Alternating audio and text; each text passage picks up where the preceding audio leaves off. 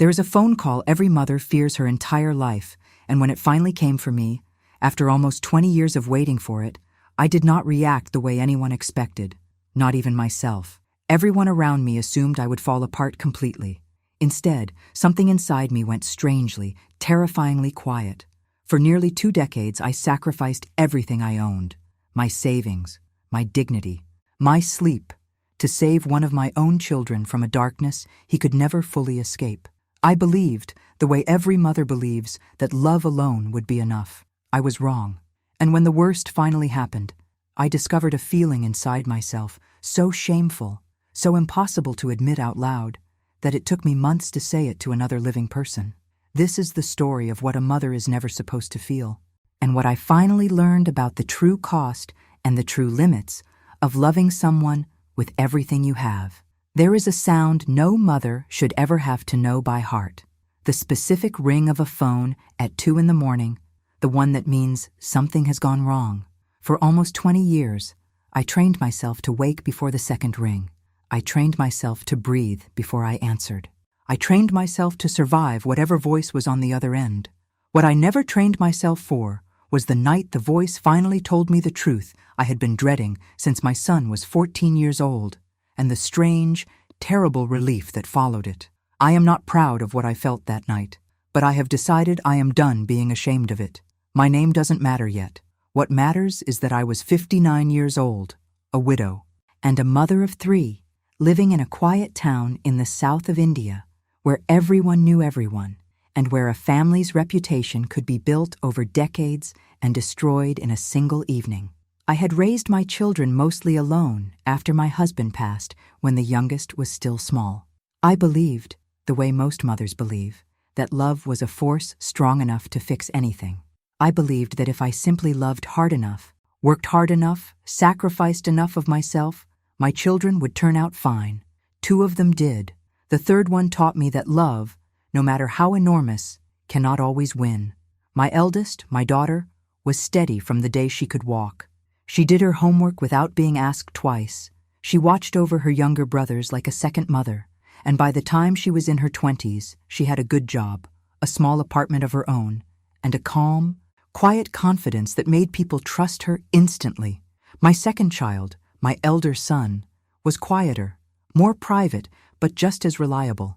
He studied engineering, moved to another city for work, and called me every Sunday evening without fail. I used to joke that between the 2 of them, I had already done my job as a mother. I did not know yet that the job was not finished. My youngest son was different from the moment he was born. He laughed louder than his siblings, cried harder, wanted more of everything, more attention, more sweets, more stories at bedtime. As a small child, this simply made him charming. Teachers loved him, neighbors adored him. He had a smile that could talk his way out of almost any trouble, and for years, that smile worked. The first time I noticed something was wrong, he was in the 8th standard. His school teacher called me in for a private meeting, something that had never happened with my other children, and told me gently that money had gone missing from another student's bag, and that my son had been seen near it. I remember sitting in that small office, my hands folded in my lap, insisting there had been some mistake. My son would never do such a thing. I believed it completely. When I asked him about it that evening, he looked me directly in the eyes and told me the other boy was lying, that he was being blamed because he wasn't from a wealthy family, that people always assumed the worst of him. I believed him too. I wanted to believe him. Believing him was so much easier than the alternative.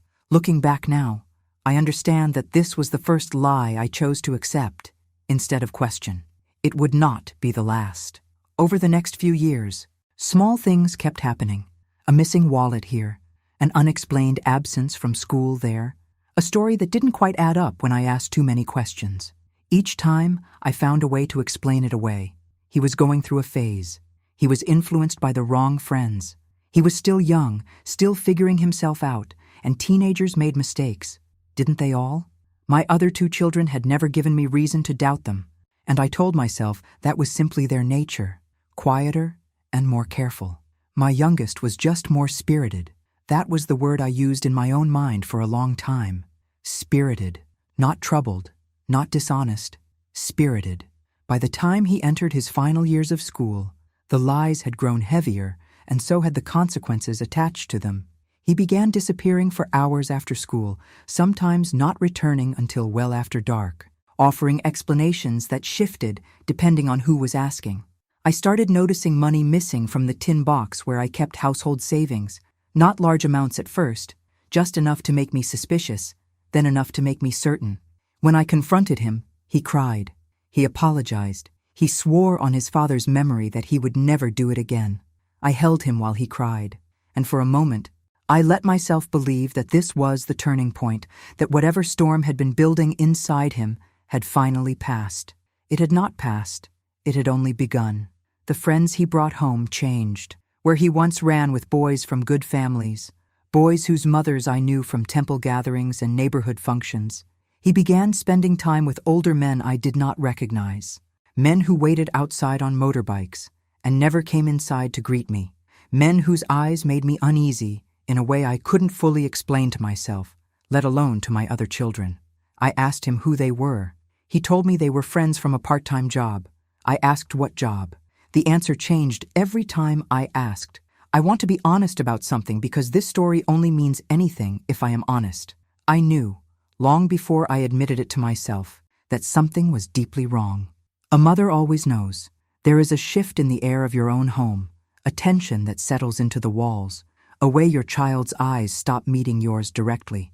I felt all of it, and still, for years, I chose the comfort of doubt over the pain of certainty. I chose to keep hoping instead of accepting what was standing right in front of me. My daughter tried to warn me first. She was in her early 20s by then, working, living independently, but she still came home often enough to see the patterns I had trained myself to ignore. She sat me down one evening in the kitchen after my youngest had left the house without saying where he was going, and told me plainly that something was very wrong with her brother, that this was not a passing phase, that I needed to stop protecting him from the consequences of his own choices before those consequences became too large for any of us to survive. I remember feeling angry with her in that moment, which shames me even now. I told her she didn't understand him the way I did. I told her that a mother's love was different, deeper, more patient than anyone else's could be. I told her she was being harsh on her own brother. She looked at me with an expression I will never forget. Not anger, but something closer to grief, as though she could already see where this road was leading and knew there was nothing she could say to change my direction on it. She was right to look at me that way. It would be years before I understood just how right she was. My elder son, when he visited, was quieter about his concerns, but I could see them in the way he watched his younger brother, in the questions he asked me privately when the two of us were alone.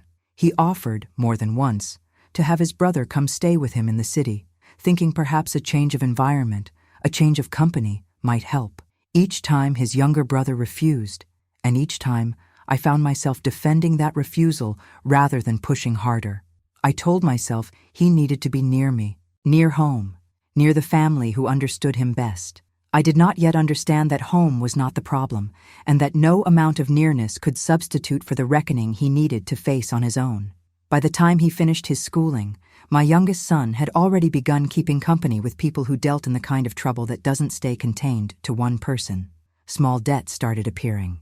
Debts I only learned about when men I had never met began asking around the neighborhood about my family. I remember the particular humiliation of a neighbor mentioning, almost too casually, that some unfamiliar men had been asking about our house. I smiled and changed the subject and went inside and asked my son directly what was happening. He told me it was nothing, a small misunderstanding between friends, already resolved. It was not resolved. It was only the beginning of a pattern that would define the next chapter of both our lives, one where doors would be knocked on late at night, and I would have to decide, again and again, how much of myself I was willing to sacrifice for a son who kept walking toward the very things that were destroying him. I did not know it then, sitting in my kitchen with my hands trembling after another one of his half-truths. But I was standing at the edge of nearly 2 decades of exactly this: hope, betrayal, sacrifice, and silence, over and over, until the night it would all finally, terribly, end. By the time my youngest son turned 20, The small debts had become something I could no longer pretend to misunderstand. The men who came looking for him were no longer distant rumors from neighbors. They were standing at my gate, sometimes politely, sometimes not, asking when he would be home, asking when the money would be repaid. I remember the first time this happened directly to my face. Two men, neither of them older than 30, stood at my doorstep and told me, with a calm that frightened me more than shouting would have, that my son owed a significant sum to someone they worked for, and that it would be better for everyone if the debt were settled soon. I asked how much. When they told me the number, I felt the floor tilt slightly beneath me. It was more money than I had saved in years of careful, quiet living. That night, I sat alone in the room that had once belonged to my husband and me, and I opened the small wooden box where I kept the jewelry my own mother had given me before she passed. There were bangles she had worn at her own wedding, a necklace she had saved for years to buy, pieces that were meant to be handed down, generation to generation, as a kind of inheritance and blessing. I remember holding them in my hands that night, weighing in my palm not just gold, but memory. My mother's hands, fastening that necklace around my neck on my wedding day, her voice telling me these pieces would one day belong to my own daughter. I sold nearly all of it within the week. I told myself it was temporary, a single sacrifice to fix a single mistake. I did not yet understand that I was setting a pattern that would repeat itself in different forms for almost 20 years. My son cried when I told him what I had done. He held my hands and told me he was ashamed, that he hated himself for putting me in that position, that he would spend the rest of his life making it up to me. I believed him.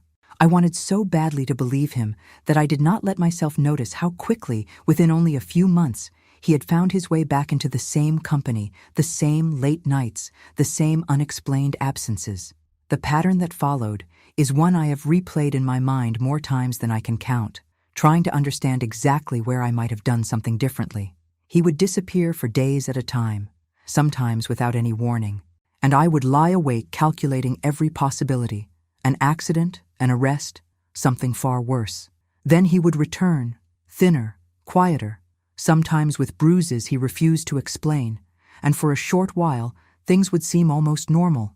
He would help around the house, ask about his sister and brother, sit with me in the evenings the way he had as a small boy, and then, without fail, the disappearances would begin again, and with them, new debts, new threats, new men standing at my gate. There was a stretch of about 4 years where I genuinely believed I was losing my mind. I began sleeping with my phone directly beside my pillow, the volume turned all the way up, because I could not bear the thought of missing a call in the middle of the night, from the police, from a hospital, from anyone who might be telling me my son was gone. I stopped attending as many temple functions and family gatherings, not because I no longer wanted to see people, but because I could not bear the questions. Where is your youngest these days? Is he working somewhere? Why don't we see him anymore? I became skilled at vague, gentle deflections, at smiling in a way that discouraged further questions, at protecting a secret that half the town likely already suspected. My daughter and elder son watched all of this from a careful distance, and I know now how much it must have cost them to watch me destroy myself slowly for someone who kept choosing, again and again, not to be saved. My daughter, in particular, grew more direct as the years went on.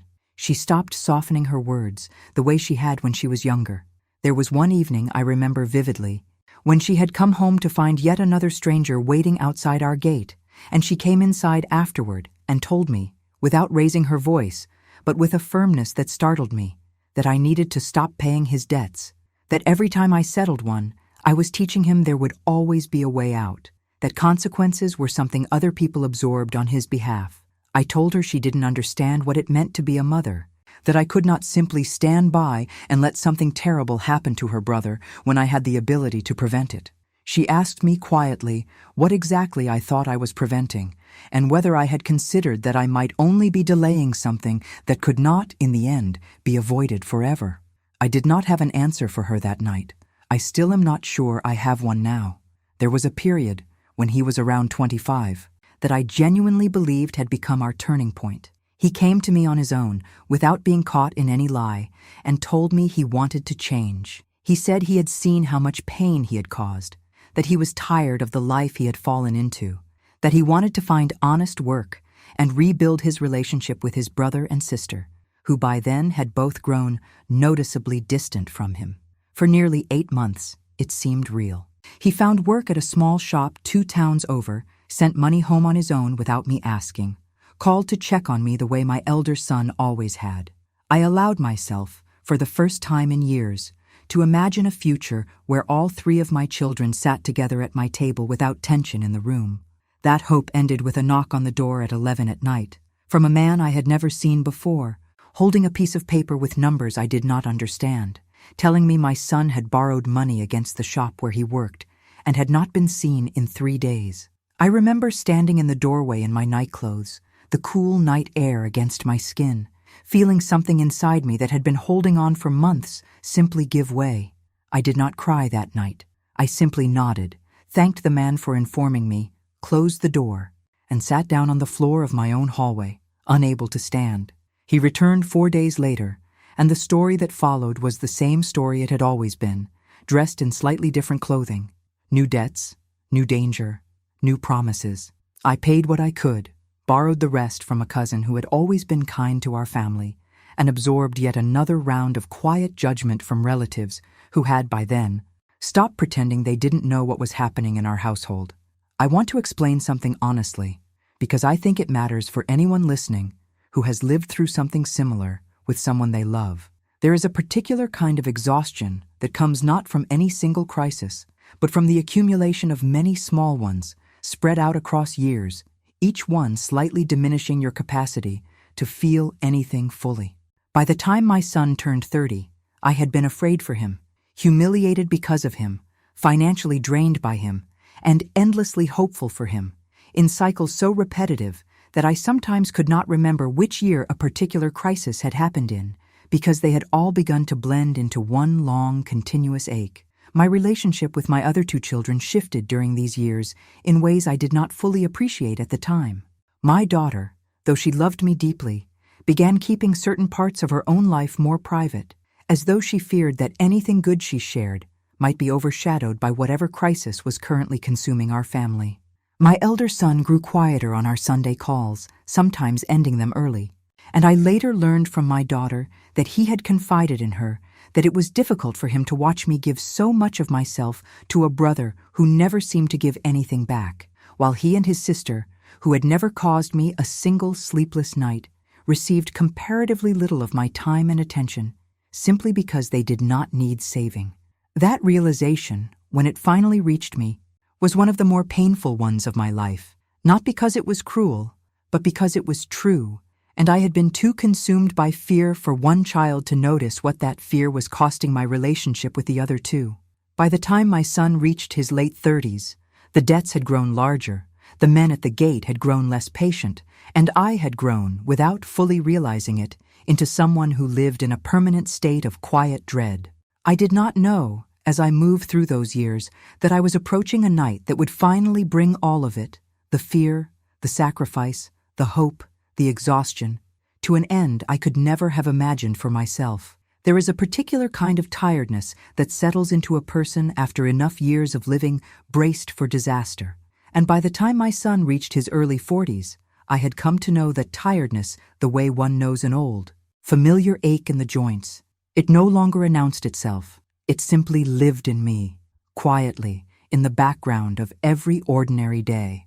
The years between his late 30s and that final one blur together in my memory more than any other period of my life, not because nothing happened, but because so much of it repeated itself in slightly different forms that I eventually stopped being able to distinguish one crisis from another.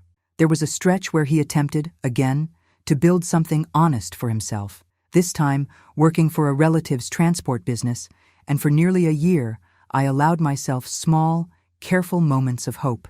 Then came another disappearance, another set of debts, this time involving people whose reputation, when I quietly asked around, made even my cousin's husband go pale and advised me to pay whatever was asked without argument or delay. I paid.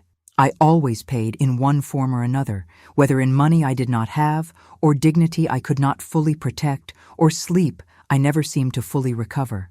By then, there was very little jewelry left to sell.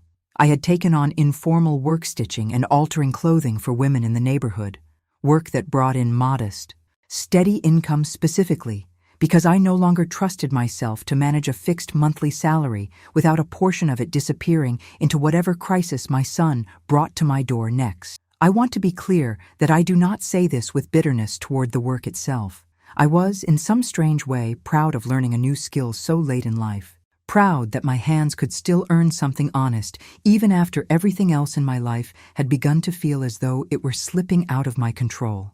But I would be lying if I said I did not sometimes sit at that sewing machine late at night, hands moving out of habit, mind entirely elsewhere, wondering how different my life might have looked if I had spent those same years building something for myself instead of endlessly rebuilding my son. My daughter married during this period, a quiet, dignified ceremony that I remember mostly through a haze of exhaustion, because 2 days before the wedding, my son had called asking for money to resolve yet another dispute, and I had spent the morning of my own daughter's wedding preparations quietly arranging a loan from a family friend instead of focusing entirely on the joy I should have been allowed to feel without interruption. My daughter never said anything critical to me about this at the time, but months later, in a rare unguarded conversation, she admitted that she had noticed, and that a part of her had resented, quietly, that even her wedding day had not been entirely free of her brother's chaos. I apologized to her that evening more sincerely than I think I had apologized to anyone in years. She held my hand and told me it wasn't my fault, but I could see in her eyes that some part of her still wondered why I always found a way to make room for his emergencies, even during the moments that were supposed to belong entirely to her.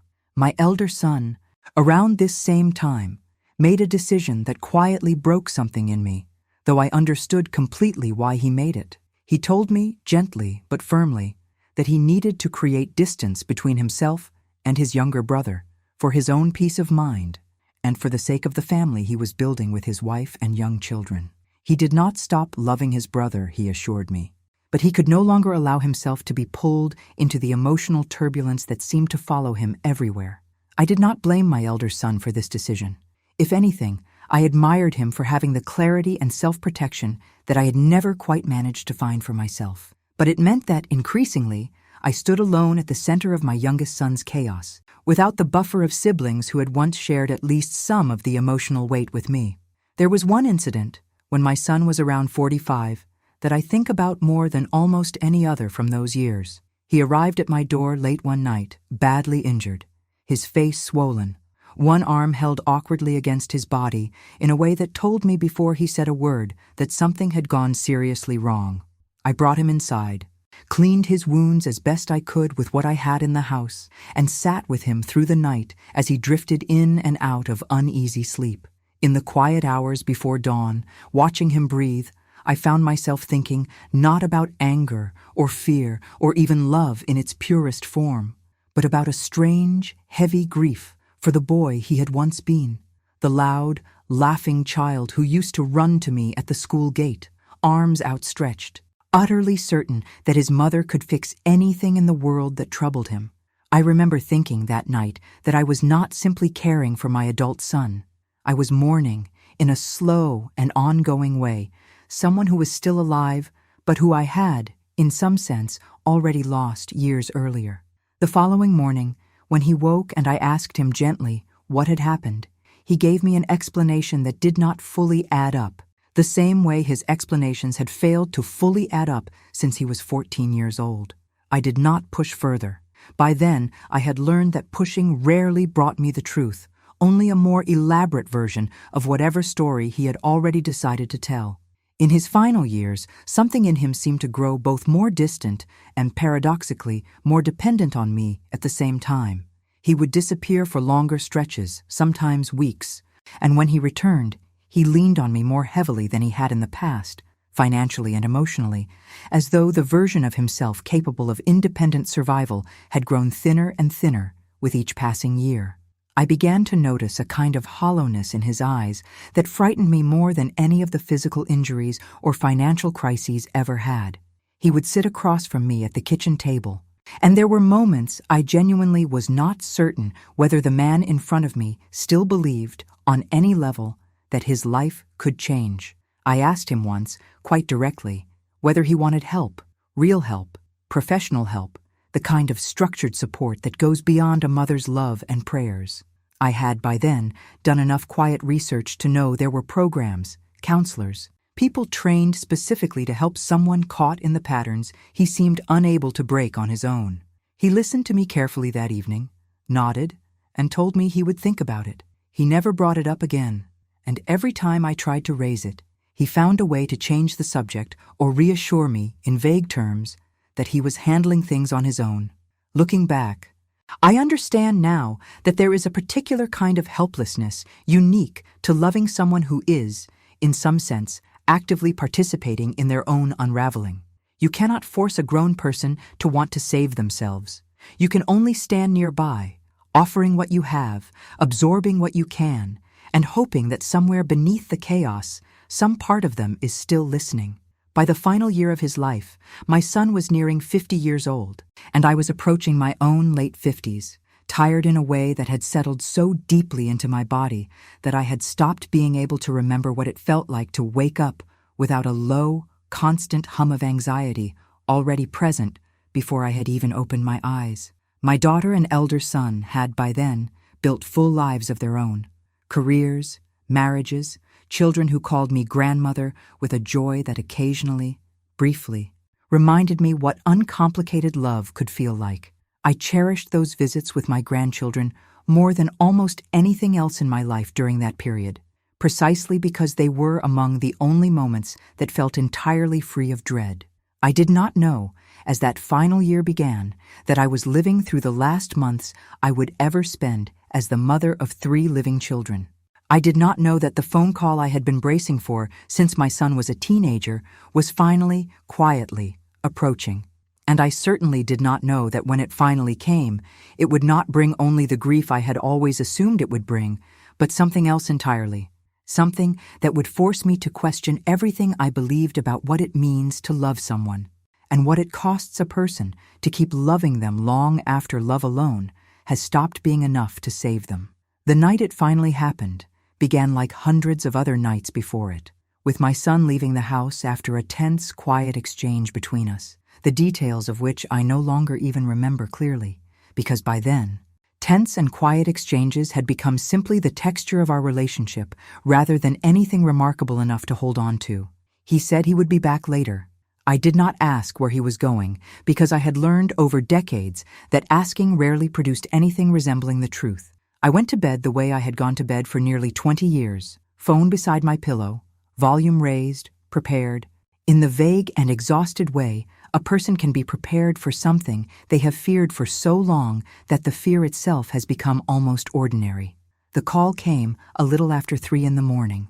I remember answering before the first ring had even finished, the way I always did, my heart already racing before I had even heard a single word. The voice on the other end identified itself as a police officer and asked, carefully, whether I was the mother of my son, using his full name. I said yes. There was a brief pause on the line, the kind of pause I had somehow, after all those years of anticipating this exact moment, never actually prepared myself to sit inside. And then he told me that my son had been in a serious car accident a few hours earlier, on a stretch of road outside town, and that he had not survived. I have tried, many times since that night, to describe accurately what I felt in the moments immediately following those words, and I find that language fails me in ways I did not expect. I did not scream. I did not collapse. I sat very still on the edge of my bed, the phone still pressed to my ear, listening to the officer explain details I would later be unable to recall, and I felt, more than anything else, a strange and total silence settle over me, as though the world itself had briefly stopped generating sound. I want to be honest about what came after that silence, because this is the part of my story that I have found hardest to say out loud to anyone, including, for a long time, myself. I did not cry that night. I did not cry the next morning, when I had to call my daughter and elder son to tell them their brother was gone. I did not cry during the arrangements that followed. The visits from relatives, the carefully worded condolences from neighbors who had for years quietly watched our family's troubles unfold from a polite distance. Everyone around me assumed my dry eyes were shock, a kind of emotional numbness that would eventually break, and for a while, I assumed the same thing myself. I kept waiting for the grief to arrive in the form I expected it to take. The wailing, the collapse, the inability to function that I had witnessed in other mothers who had lost children, and that I had, if I am honest, quietly feared for myself for almost 2 decades. Instead, what I felt, underneath the shock and the sorrow that were genuinely there, was something I did not have a name for at first, something that frightened me far more than sadness would have. I felt relief, not happiness. I want to be very careful about this distinction, because it matters enormously. I did not feel glad that my son was gone. I felt, for the first time in nearly 20 years, that I could finally stop waiting for the phone to ring with terrible news, because the terrible news had already come, and there was, in a strange and terrible way, nothing left to dread. I would not lie awake wondering if he was safe. I would not have to answer the door to strange men asking for money I did not have. I would not have to watch him lie to my face and choose, once again, to believe him, because believing him was easier than accepting what he had become. The waiting, which had defined so much of my adult life, was simply over. I remember the exact moment this realization fully settled into me. It was during a quiet afternoon, several days after the funeral, when the house had finally emptied of visitors, and I was alone for the first time since the phone call. I sat in the kitchen where I had absorbed so many years of bad news, and I noticed, almost with a kind of disbelief, that my shoulders had lowered slightly, that my breathing had slowed, that some permanent low-grade tension I had carried in my body for as long as I could remember had, without my choosing it, begun to release. And in that moment, the guilt arrived, immediate and overwhelming, crashing into the relief with a force that finally brought the tears I had been unable to produce since the night of the accident. I sat at that kitchen table and wept, not primarily for my son, though I wept for him too, but for the unbearable shame of feeling, on any level, relieved that my own child was dead. I did not tell anyone about this feeling for a long time.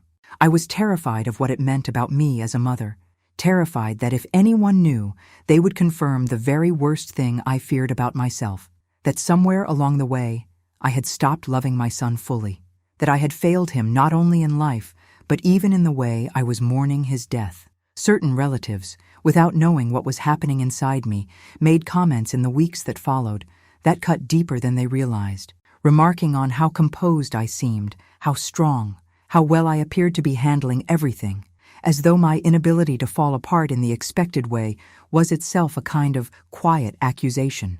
It was my daughter, eventually, who gave me permission to say the truth out loud. We were sitting together one evening, several weeks after the funeral, and she asked me gently how I was really doing. Not the answer I gave to relatives and neighbors, but the truth. I hesitated for a long time before I finally told her what I had been carrying. The relief, the silence, the strange peace that had settled over me since the phone call, and the crushing guilt that came with all of it. I expected her to be shocked, perhaps even disgusted.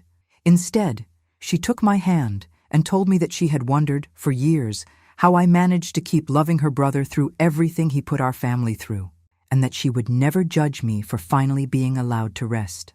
She reminded me gently of every sacrifice I had made, the jewelry, the debts, the sleepless nights, the years of my own life poured into trying to save someone who, in the end, could not be saved by anyone but himself. She told me that loving someone does not mean you are required to suffer for them endlessly, without limit, until suffering itself becomes the entire shape of your remaining life. I have thought about her words many times since that conversation, turning them over slowly, the way I might turn over a stone to see what lies beneath it.